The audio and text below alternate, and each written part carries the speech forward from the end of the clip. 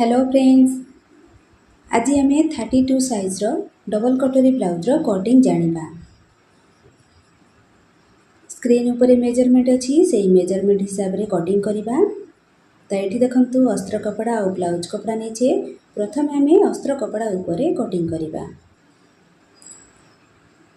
ये मु half metre अस्त्र कपड़ा नहीं कहीं आमर एठी छोट स्लीव बनब माने 5 इंच हाथर लंबा रहिबो। तो सेथिपाई मुझे हाफ मीटर कपड़ा नहीं।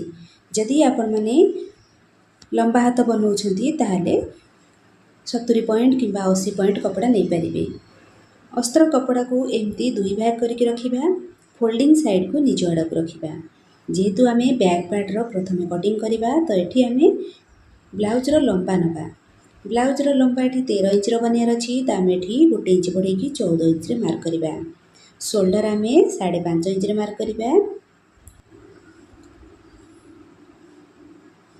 आर्म होल लाइन पे आम ये सपोज 5.5 इंच मार्क करवा। आर्म होल गोलेर माप जो आम मापिबा से टाइम रे यही आर्म होल लेंथटा कमी भी पारे अधिक भी हो पारे। एबे आम चेस्ट माप नवा। चेस्ट आमर 32 इंच अच्छी तो 32 4 भाग गोटे भाग ये 8 इंच मार्क करवा। आउ 1.5 इंच कि 2 इंच मार्जिन रखा। अंटार माप 28 इंच अच्छी तो 28 4 भाग गोटे भाग ये 7 इंच मार्क करवा। आउ 1 इंच अंटार प्लेट पे नवा। आउ 1.5 इंच मार्जिन रखा। एबे देखंतु आर्म होल सेप देवाई ये जो आमर आर्म होल लाइन अच्छी यही लाइन रो मिडिल पॉइंट मार्क करवा। आउ ए मिडिल पॉइंट आउ फिटिंग लाइन सहित एमती कर्व स्केल साहाय्य एमती सेप देवा। एबे आम आर्म होल गोलेर माप जानी नवा।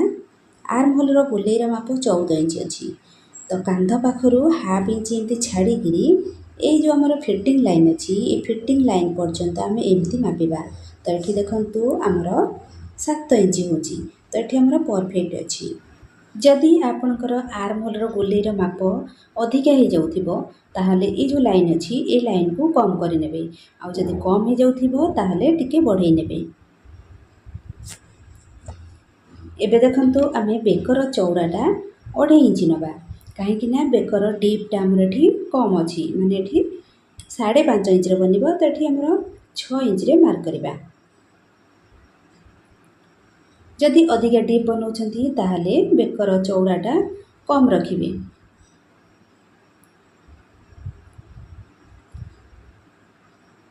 अंटार प्लेट पकाइबापी फिटिंग लाइन ठारू मिडिल पॉइंट मार्क करेंगे। मिडिल पॉइंट सीधारे टक्सर लंबाटा 5 इंच नहीं पारे ना 4.5 इंच भी नहीं पारे कहीं छोट साइज बनूची माने ब्लाउजर लंबाटा कम अच्छी 13 इंच तो ये 4.5 इंच भी रखिपारे। एठी आमर बैक पार्टर पूरा मार्किंग हो गला। एबे आमे एही लाइन ऊपर ही कटिंग करनबा।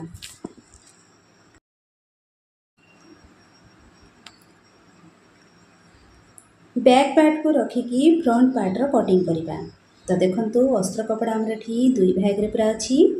ए कड़ साइड रू आमे 32 साइज पई कटोरी बढ़िया पई 1.5 इंच मार्क करवा। एठी गोटे सीधा लाइन टाणिबा। आ बैक पार्ट को आनिकी यही लाइन सीधारे साइज करके रखिकी बैक पार्ट आमर जेमती अच्छी सेम भाव में आम ड्र करनबा। देखंतु एठी आम फ्रंट पार्ट बाहर कले आउ ए जगह आम हाथर कटिंग करवा। आउ ए बेक पाख साइड रे आमर भी पट्टी बाहर करवा। तो एबे आम बैक पार्ट जेमती अच्छी आम सेम भाव में ड्र करनबा।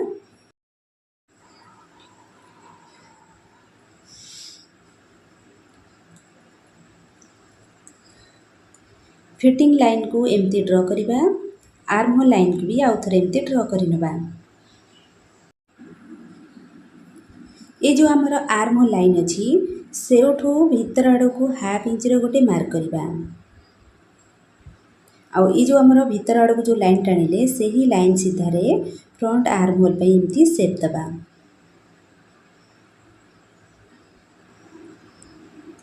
एबे एठी देखंतु बस्ट पॉइंट रो मार्क करवा। बस्ट पॉइंट 9 इंच अच्छी तो एथिरे आमे 2 इंच प्लस करी बस्ट पॉइंट पे आम ये 11 इंच मार्क करवा। तापरे आमे एस पटीर चौड़ाटा केमती नबा चेस्टर जो 4 भागर गोटे भाग 8 इंच नहीं ताकू आमे 3 भाग करवा 3 भाग कला परे गोटे भाग ही आमे फिटिंग लाइन ठारू एस पटी पे नबा तापरे एही पॉइंट ठारू ए लास्ट पर्यंत यार मिडिल पॉइंट मार्क करवा आउ दुई कड़ साइड रु गोटे इंच लेखा ऊपर को एमती मार्क करवा आउ ए तीनटा पॉइंट को एमती हल्का भाव रे राउंड शेप दबा देखंतु कटोरीर आमर एठी शेपटा आमे करिनेले एबे आमे साइड पाख साइड रु शेपटा केमती दबा तापरे आर्म होल साइड रु आमे एठी 2 इंच किंबा 2.5 इंच रो गोटे एमती मार्क करबा तो मु एठी 2 इंच 2 सूत्रे मार्क करूछि एबे आमे बेकर लंबा माप नबा बेकर लंबा एठी 5 इंच रो बनियार अछि तो आमे एठी 1 इंच बढ़े नबा देखंतु 6 इंच रे मार्क करबा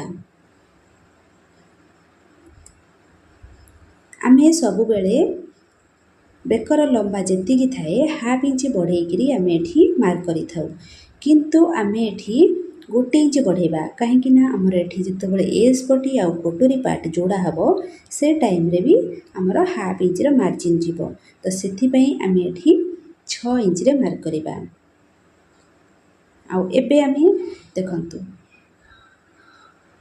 कांध पाखरु एमती 5 इंच रे गोटे मार्क करबा आउ ए जो तीनटा पॉइंट को एमती कटोरी रो शेप दबा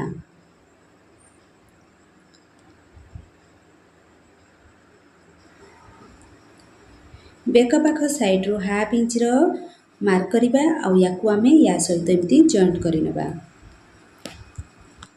एठी हमर कटोरी रो फर्स्ट पार्ट बाहरी गेला सेकंड पार्ट रो लंबाटा आमे 3.5 इंच नबा ए जो हमर कटोरी रो ऊपर पार्ट आमे जेमती 1 इंच लेखा ऊपर को मार्क करथिले तळ पार्ट पई भी सेमती आमे 1 इंच लेखा तळ को एमती मार्क करबा एही बस्ट पॉइंट लाइन ठारू एथिरे हमर भी पटी लागिबो तो एई कड़ साइड रु आमे 1 इंच बढ़े की भी पटी रो एमती शेप दबा एस पटी को देखंतु आपण माने तळ पट साइड रु 1 इंच बढ़ेइकरी एमती तिरछे भाव रे कटिंग करिवे काहेकि ना हमर एथिरे डबल कटोरी जोड़ा हबो अंटा पाख साइड रु आपण माने एक्स्ट्रा हाफ इंच नै परिबे नहले जेमती अछि सेमती भी नै परिबे जदि अधिका कपड़ा थिबो ताहाले तळपट साइड रे भी पटी बाहर करि परिबे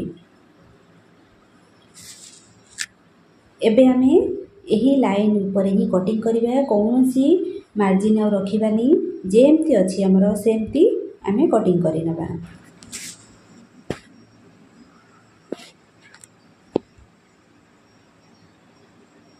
एबे देखंतु भी पटीर लंबाटा केमती जानिबा बैक पार्ट को एमती साइज करी रखिबा ता ऊपर साइड रे आमे एस पटी को साइज करिकी रखिबा आ तळे पट साइड रे देखिबा केते हमर कपड़ा रहउची तो एठी हमर 3 इंच रहउची तो 3 इंच रे आमे 1 इंच प्लस करिकी 4 इंच रो भी पटीर लंबाटा रखिबा आ चौड़ाटा बैक पार्ट रो चौड़ा जेतिक अछि आमे सेम भाव रे नेबा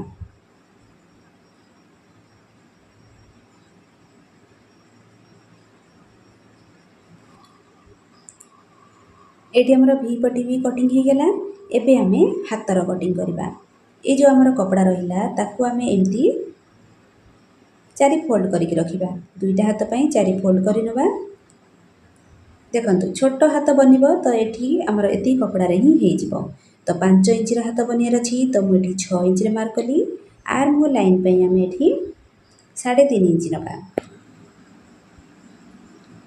आर्म होल रो गोले रो माप एठी 14 इंच अछि तो ऊपर लाइन ठारू मझी लाइन पर्यंत आमे 7 इंच रे मार्क करिबा आ 1.5 इंच मार्जिन रखिबा तापरे आमे हातर एमती शेप दबा हातर मोहरी 5 इंच रे नबा आ 1.5 इंच मार्जिन रखिकी एमती हातर कटिंग करि नबा हातर कटिंग कर सारला परे हाथ को एमती खोलिकी रखिबा गोटिए पट साइड रो आमे हाफ इंच रो मार्क करिकी सामना पटर आर्म होल पई एमती शेप देकी आमे कटिंग करिबा तो मुठी पेन कपड़ा सहित जॉइंट कर सारला परे सामना पटर आर्म होल रो शेप देबी तो एठी हमर 32 साइज रो डबल कटोरी ब्लाउज रो कटिंग हे गेला आजिर वीडियोटी आपण मानकु केमती लागिला कमेंट करिवे थैंक यू।